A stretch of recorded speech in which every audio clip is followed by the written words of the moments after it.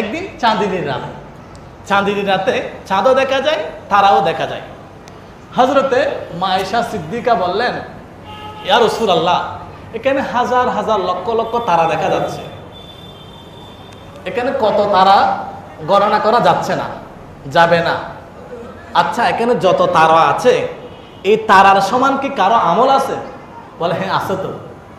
মায়েশা সিদ্দিকা মনে করেছিল হযরত আবু বকর সিদ্দিক রাদিয়াল্লাহু তাআলা আনহুর আমলের কথা বলবেন।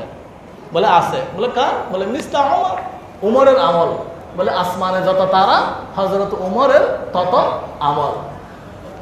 মায়েশা সিদ্দিকা রাদিয়াল্লাহু তাআলা আনহা চেহারা মলিন করে ফেললেন, চেহারা মলিন করে বললেন, ইয়া রাসূলুল্লাহ, ফাইনা হাসানাতি আবি বকর, আমার আব্বা আবু বকরের আমলগুলো কই? আল্লাহর নবী বলেন, হে আয়েশা, আবু বকরের এক রাতে